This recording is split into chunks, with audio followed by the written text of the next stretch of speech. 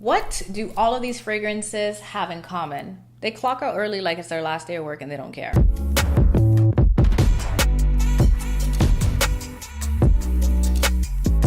Hey loves, it's A back on your screen with another one. Hope you're all well. In this video, I'm going to be sharing with you 5 of my go-to tips to making fragrances last longer.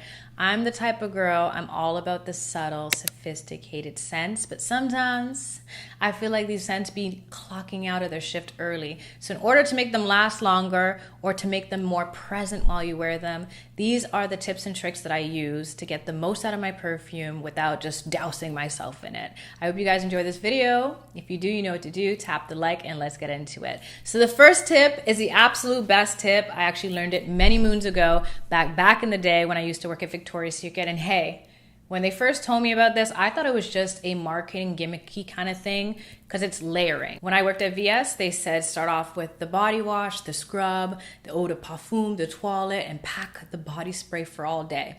Now, if you have to put that much stuff on, that means nothing is strong enough. But what I would say instead, if you have something that is very light and delicate, but you love the scent of, spray it fresh out the shower. I find anytime when I grab a perfume right after I've patted my body dry and moisturized, that it binds better to the skin because the skin is receptive to absorbing it, the moisture. And of course, when you lotion your body, it acts as a emollient to bind to the perfume. If you spray on your dry skin, it's just going to aerate. It's going to be like dust. Okay, maybe it won't be, but it definitely binds way better when it's binding to something. If you forget to, or you're in a rush, or you have something else to do before and you can't put perfume on right away, put it on your lingeries, your lingerie.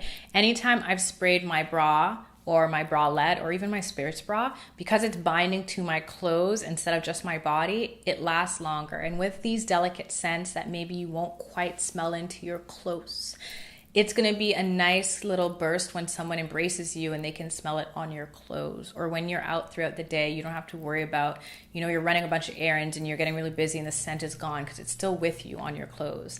I like spraying my lingerie over spraying my clothes because I've had too many situations where I have that little spot or that ring where the perfume was, and it's a no for me. I'd rather know that my lingerie is where the secret scent is hidden and there's no surprise spots of where I might have misted myself and done the most, or the color from a perfume, or the alcohol has turned some of the fabric color. Like, just no.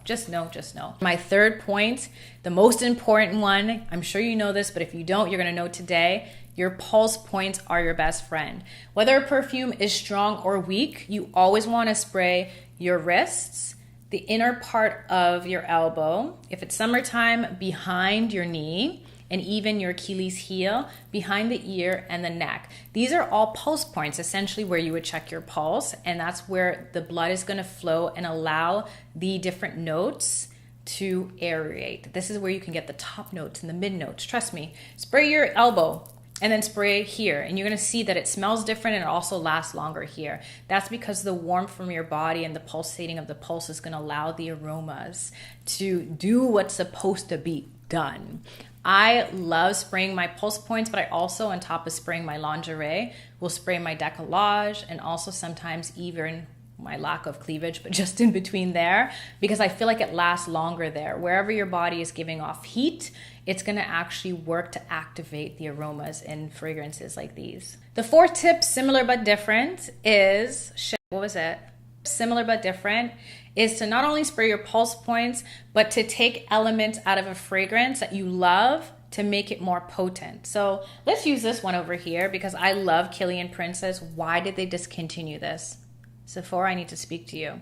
But the only thing I did not like about Princess is that it would never last. Like, by the time I spray this and head to the door, where's the perfume? It is no more. So what I do to make perfumes like this last is I'll Google the notes that are in here and then buy another perfume or an essence, an oil, essential oil that's safe for the body, and apply it as the base before I add this. This way, the thing that I love most about this perfume, which is the matcha, is gonna be the most potent part that also helps the perfume bind to your body.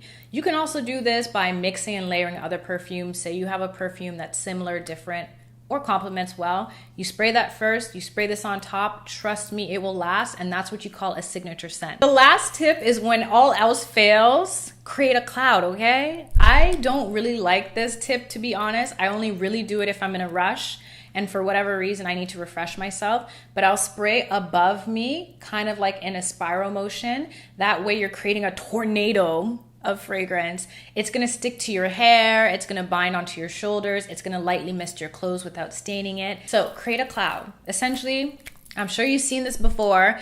Don't do this with perfumes that are strong because then you're gonna be that chick. Wait, actually, let me not judge. If you like coming in strong where the scent comes in the room before you do, if you like it, I love it. But personally, I like my scent to be something you can smell from about arm's length away, and it's not crazy. But if you have a lighter scent, don't be afraid to spray a cloud over your head. The scent will just shower you beautifully, delicately, and it'll last longer on you. Don't do this if maybe it's the first day of getting your hair done and you're not gonna be washing it for a minute because the scent is gonna dry out your hair. The alcohol level in here. Also, if you're gonna be wearing different perfumes throughout the week and you spray this on top but you do something completely different for the body, it's like, what's going on? But if you are planning on wearing this, like this is my year-round signature scent, so I wouldn't mind doing a cloud of this, especially if my hair is in its natural state because I'm gonna wash it out anyway. But more often than not, I'll use the other 4 tips. This is more like a last-ditch effort if I really need to do the most. Create a cloud. If the perfume comes on too strong, you create the cloud away from you and you step into it. Perfection, trust me. Try it next time you have a potent perfume. When the perfume is not giving what it's supposed to, then you spray yourself around yourself and you just allow it to sink into your body. So anyway, those are the 5 tips I got. If you have another tip, leave it for the community down below or let me know which one you're gonna try first with one of your more delicate fragrances. I hope you guys enjoy this one, and until next time, stay safe, stay sane, stay blessed. Love and later.